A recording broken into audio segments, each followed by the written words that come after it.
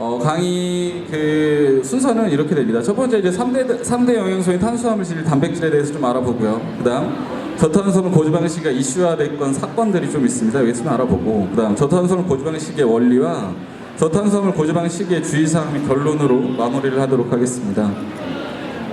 첫 번째 탄수화물, 지질, 단백질 3대 영양에 대해서 좀 알아보면은 먼저 탄수화물입니다. 생명 유지 활동에 필요한 열량은 대부분 우리가 탄수화물 섭취를 통해서 해결을 하는데요.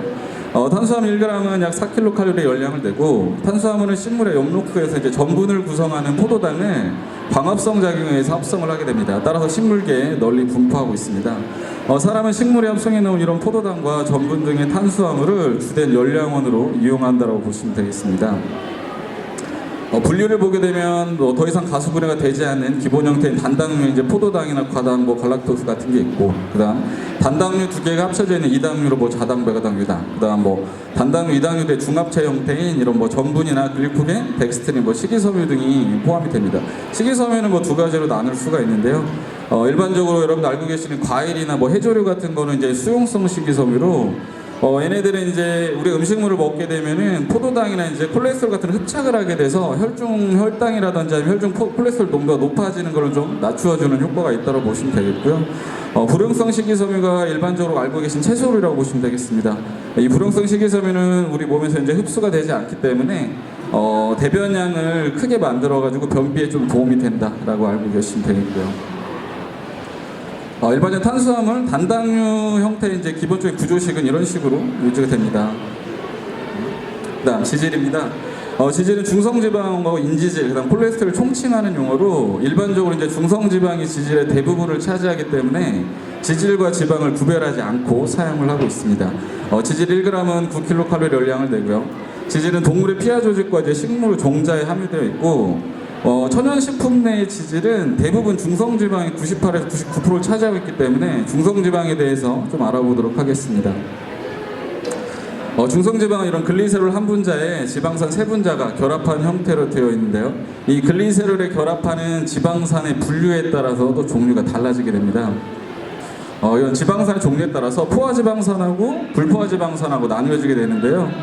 포화지방산은 지방산의 구조에 이중결합이 없는 안정된 구조이기 때문에 녹num점이 높습니다. 녹num점이 높다는 것은 결국 상온에서 고체 형태로 존재한다는 거고, 불포화지방산은 이중결합이 하나 이상 존재해가지고 불안정한 구조를 가지고 있습니다. 불안정하기 때문에 녹num점이 낮아서 상온에서 액체 상태라고 보시면 되겠습니다.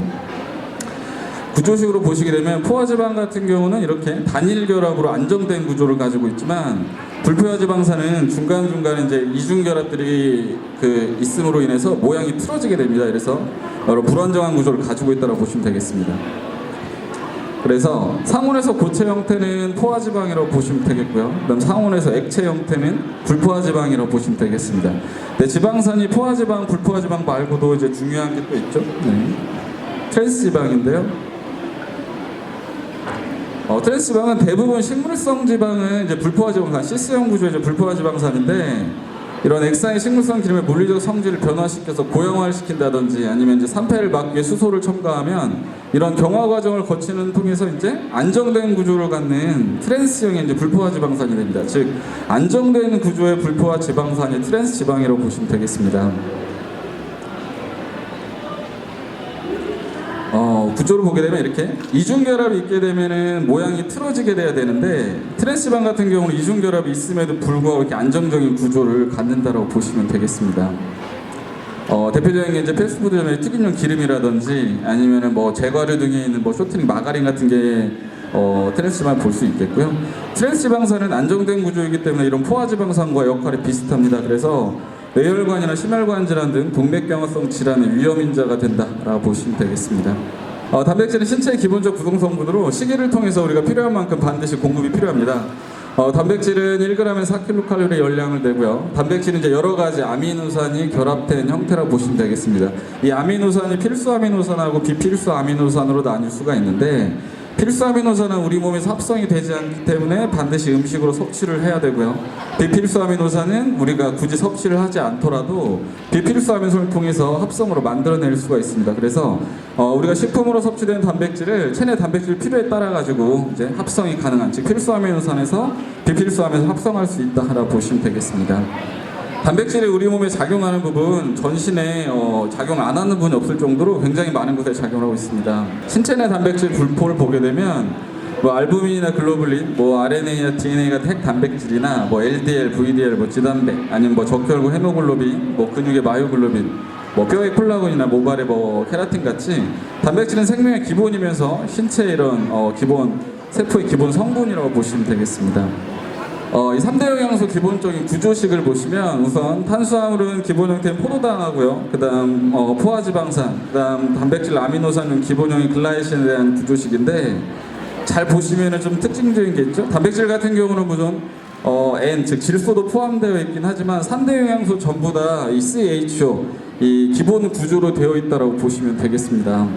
이렇게요. CHO, 즉 탄소, 수소, 이 산소를 기본 골격으로 하는 이루어진 화합물을 저희가 유기화합물이라고 하는데요.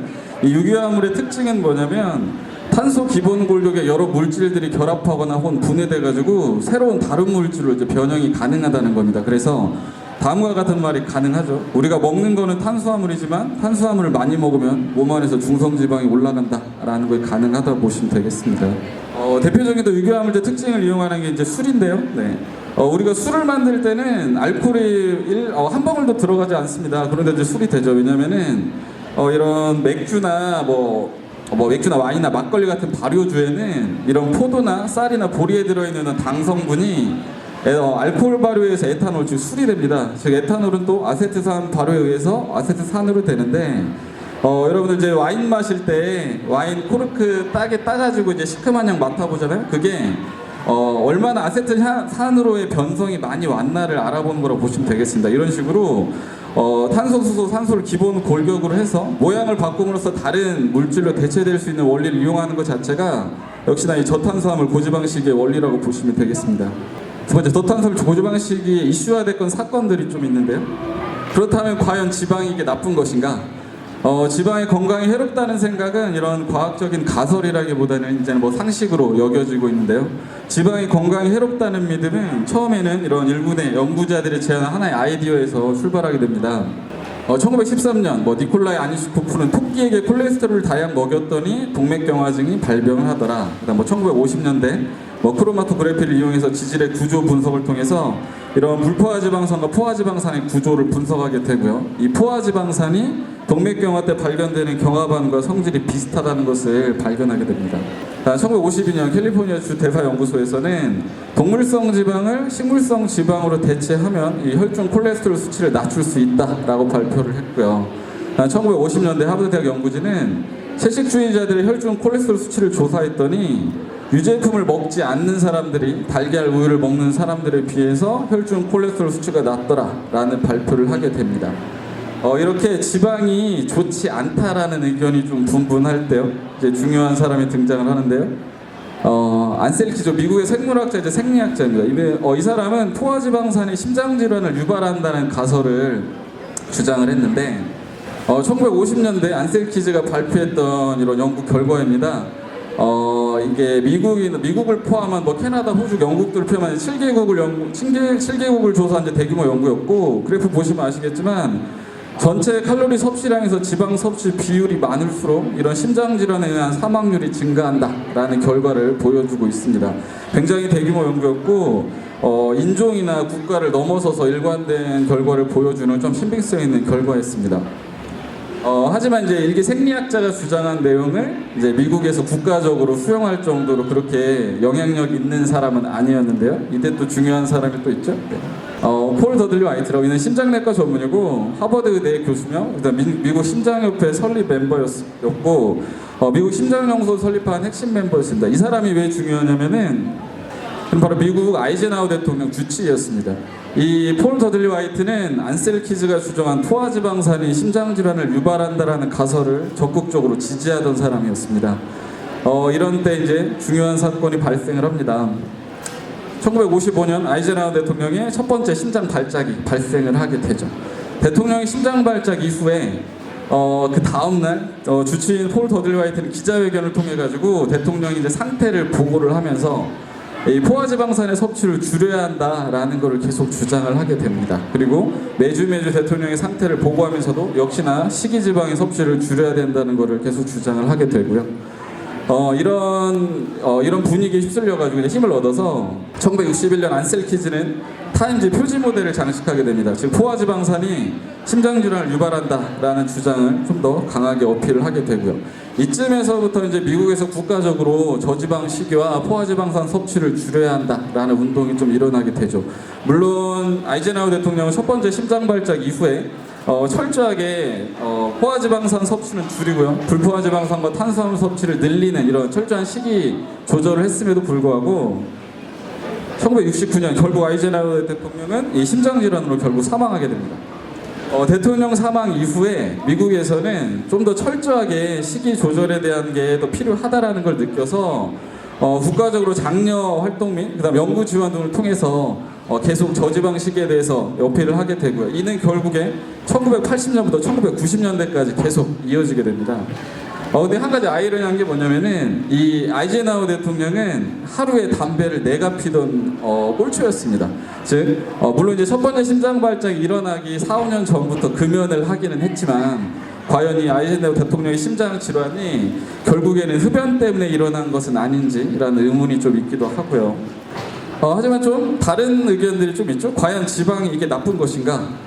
토끼 실험에서는 포화지방산과 동맥경화 연관성이 있는 것으로 밝혀졌는데 개를 대상으로 한 실험에서 연관성을 찾지 못했습니다. 즉 토끼 같은 경우는 초식 동물이기 때문에 불포화지방산만 섭취하는 동물이고요. 얘에게 인위적으로 포화지방산을 먹였을 때는 동맥경화가 발견이 됐다는 거죠. 하지만 개를 대상으로 한 실험, 즉 포화지방과 불포화지방산을 다 섭취하는 동물로 했을 경우에는 연관성을 찾지 못했다는 겁니다. 오히려 사람하고의 연관성을 본다면은 토끼보다는 개에 대한 실험이 좀 더 가깝다고 보시면 되겠고요. 그다음 인위적으로 하루에 3,000mg까지 콜레스테롤을 인위적으로 먹였음에도 불구하고 혈중 콜레스테롤 수치는 미미한 영향을 줬다라는 게 있습니다.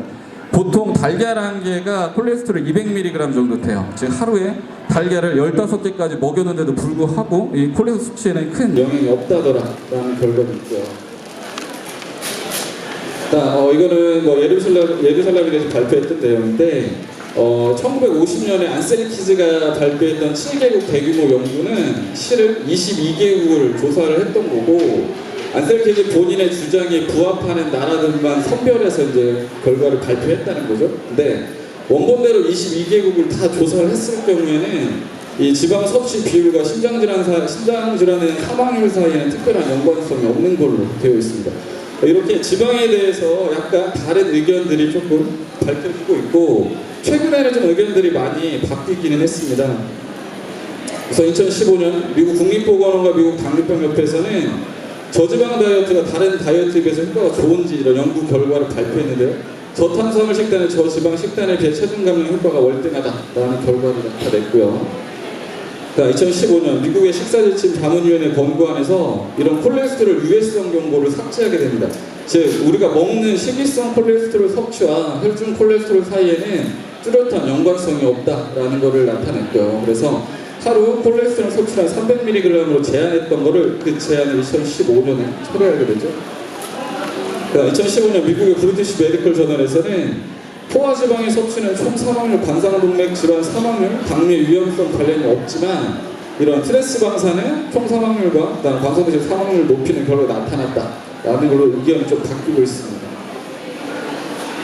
그래서 그동안에 좀 의견의 변화를 좀 지켜보면은 1961년에 안셀키즈는 포화지방산이 심장질환을 유발한다는 걸로 이런 주장을 하고 있고요. 그다음 1980년에 미국에서의 이런 국가적인 지방 제한 시기와 정책으로 인해서 1984년 타임지는 여전히 콜레스테롤 섭취를 줄여야 된다라고 발표를 하고 있습니다. 하지만 2014년에 의견이 좀 바뀌었죠?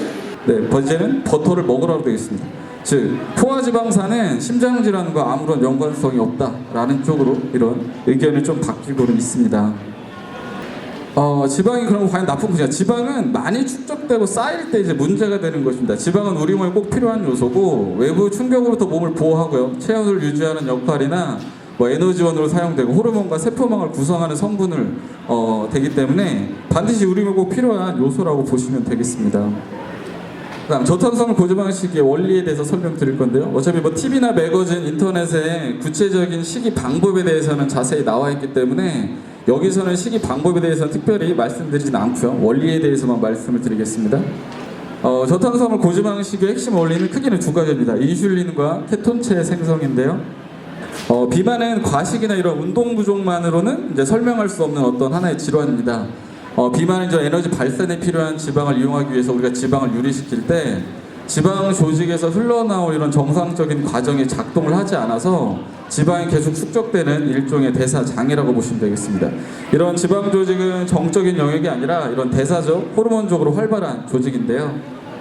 우리가 음식물을 먹을 때에는 음식물을 저장을 하게 되고요. 음식물을 먹지 않을 때에는 지방을 빼서 에너지원으로 사용을 해야 되는데 대사장애가 있는 사람들은 이렇게 계속해서 지방을 축적만 하고 에너지 발산을 위해서 지방 조직에서 유리는 잘 되지 않는 상태라고 보시면 되겠습니다. 이때 중요한 게 이제 인슐린인데요. 인슐린은 지방 축적 과정에서 가장 중요한 역할을 합니다. 즉 우리가 탄수화물을 섭취하게 되면 인슐린이 분비가 자극되게 되고 인슐린이 분비가 되게 되면 우리 몸의 중성지방 수치가 올라간다라고 보시면 되겠습니다. 그래서 농부들이 가축을 살찌울 때 지방을 먹이는 게 아니라 이런 설탕이나 녹말을 먹이는 걸 볼 수 있고, 그다음 동물 실험에서 우리가 고중성지방 혈중 G를 만들 때 다량의 탄수화물 먹이는 과정을 통해서 이 인슐린 자극을 통해 중성지방이 많은 이런 가축들을 만들어낸다라고 보시면 되겠습니다.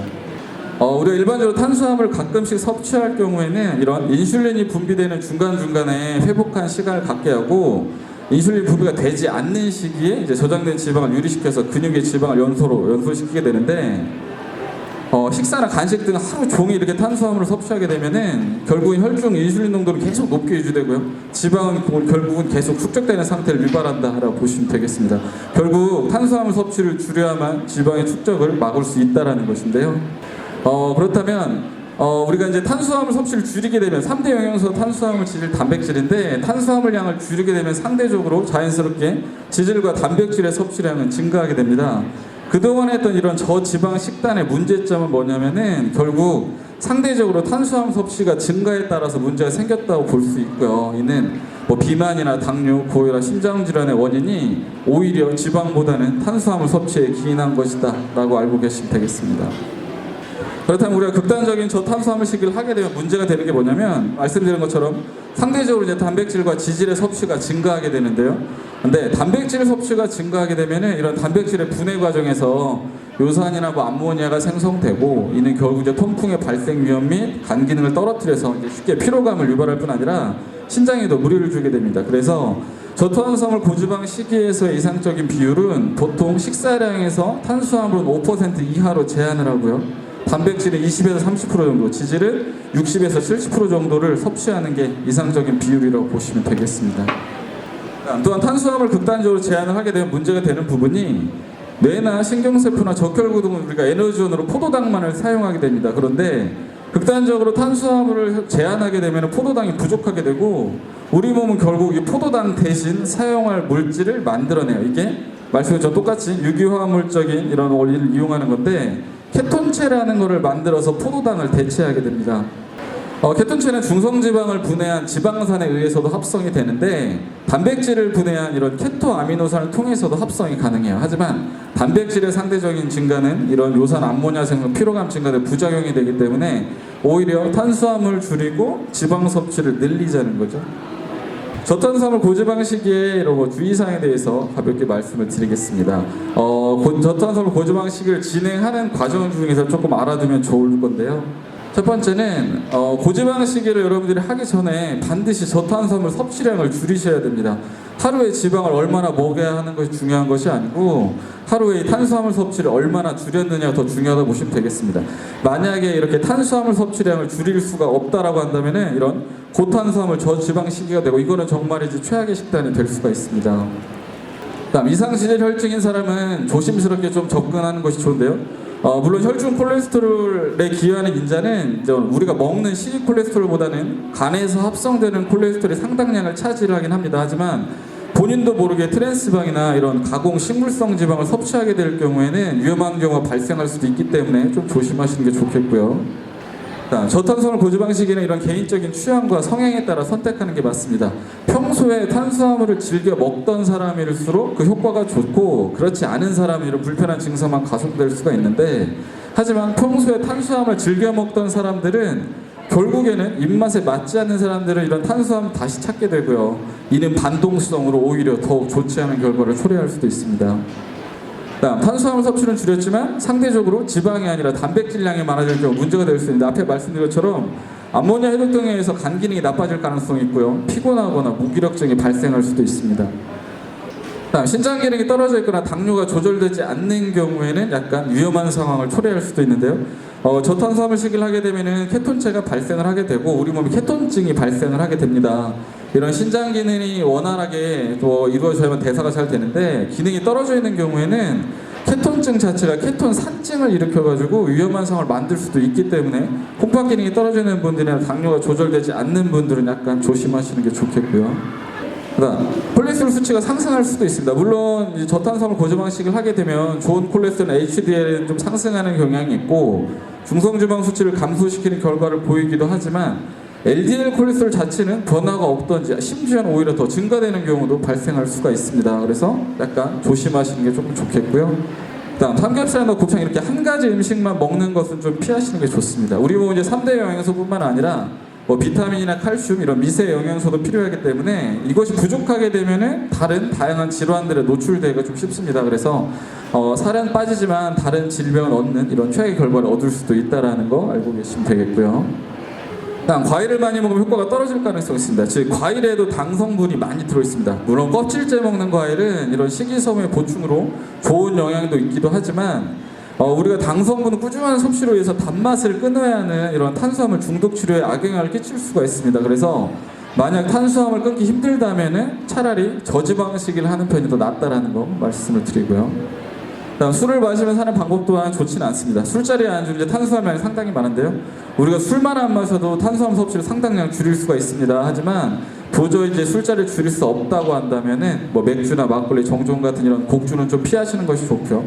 술자리 약속 있는 날들은 평소보다 섭취량을 좀 적게 하는 게 좋겠다라고 알고 계시면 되겠고요. 다음, 저탄수화물 고지방식을 하게 되면 초기에 감기 증상이 좀 발생할 수가 있습니다. 저탄수화물 고지방식의 초기 몇 주간은 이런 감기 증상이 발생할 수가 있는데, 이런 케톤체 생성으로 인해 발생되는 케토플루나 혹은 로우 카보하이드레이트 푸드라고 하는데, 이런 수분과 염분 섭취를 충분히 하면서 진행하는 것이 좋겠다라고 알고 계시면 되겠고요. 그다음 결론입니다. 결론은 우리가 1961년부터 미국 심장협회가 주장을 했고, 그다음 1980년 미국 농무부가 만성질환 예방과 관리를 위해서 권장한 이러한 철저한 저지방 식단은 오히려 비만이나 당뇨, 대사질환들이 급증하는 결과를 초래하였습니다. 그래서 1990년대 말부터 이런 저지방 식이에 대한 회의적인 입장으로 기존에 했던 연구들에서 재검증이 시작되었는데요. 그 후에 이루어진 역학 연구, 임상 연구 결과로 보면은 탄수화물 과잉 섭취가 결국은 문제지, 지방 섭취는 비만 예방과 이런 만성질환 예방에 효과가 있다라는 결론들이 좀 나오고 있습니다. 그래서 비만이나 당뇨나 심장질을 유발하는 것은 설탕이나 밀가루 이런 기타 정제된 탄수화물이 주요 원인인 것이 거의 확실시되고 있고요. 하지만 이렇게 지방에 대한 오해가 서서히 풀리고 있는 시점이기는 하지만 여전히 지방이 우리 몸에 일으키는 영향은 조금은 지켜보시면 좋겠습니다. 이런 구체적인 연구 결과들은 앞서 있었던 여러 가지 사례들만 가지고서는 좀 확정할 수 없는 부분이고요. 어떻게 잘 짜여진 실험에 의해서 밝히는 것이 좀 중요합니다. 인간을 대상으로 하는 고지방 식단 실험에서는 전체 5건 정도밖에 없다고 보시면 돼요. 즉 포화지방의 영향을 측정하고자 하는 시도 자체가 없었다는 건데, 이거는 연구조차 위험하다고 여겼기 때문에 아무도 시도조차 안 했다고 보시면 되겠고요. 그다음, 탄수화물이 나쁘다고는 하는데 최근에는 이제 심혈관 질환과 관련 염증 수치 상승에 과일이나 꿀이나 설탕, 액상과당 등에 함유된 과당이 오히려 포도당보다 더 나쁠 수도 있다라고 하였습니다. 포도당하고 과당하고 차이는, 포도당은 인슐린 분비를 자극시키기 때문에 중성지방의 축적을 일으키는데, 과당 같은 경우는 인슐린 분비 자극을 시키지 않아요. 그래서 중성지방을 높이지는 않습니다. 그래서 이런 말들이죠. 과일 먹으면 살 안 찐다는 말이, 과일에 들어있는 과당 자체는 인슐린 자극을 하지 않기 때문에 살이 찌지 않는다고 보시면 되겠는데, 인슐린 자극은 하지는 않지만 과당이 오히려 심혈관 질환 연관성과 관련이 되어 있는 염증 수치를 높이는 이런 결과가 있다더라라는 게 좀 있습니다. 그래가지고 이 부분도 좀 더 연구가 좀 더 필요할 것 같긴 합니다. 과연 모든 탄수화물이 나쁜 건지 아니면 어떤 종류의 탄수화물 혹시나 더 나쁜 건지 이런 다양한 종류 전제 탄수화물에 대한 연구 역시 좀 필요할 것으로 보입니다. 그래서 결론으로 보시면 첫 번째는 저탄수화물 시기를 반드시 전제 조건으로 하는 고지방 시기를 하시기를 바라고요. 그다음 한 번쯤은 단기간에 해볼 만한 식단이긴 합니다. 하지만 너무 맹신하기엔 아직은 좀 이른 감이 있다라고 알고 계시면 되겠고요. 그다음 수많은 연구들 저탄수화물 고지방 시기뿐만이 아니라 기존에 많이던 다이어트 식단들이 있어요. 맥키스 다이어트나 펠리오 다이어트나 덴마크 다이어트 전부 다 이런 수많은 다이어트 연구 결과들이 공통적으로 주장하는 건 뭐냐면은 결국 6개월 이상 장기간 다이어트를 유지하고 성공하는 방법은 운동밖에 없다는 거예요. 그래서 아무리 좋은 식단을 한다 하더라도 결국에는 운동이 병행되는 게 좋겠다는 거 알고 계시면 되겠고요. 자, 기저질환과 과거 기왕의 건강 상태에 따라 가지고 건강이 좀 안 좋은 분들은 무리하게 하지 마시고요. 의료진과 상의하에 그리고 혈액 검사 같은 감시하에 진행하는 것이 좋겠다라고 결론을 내겠습니다.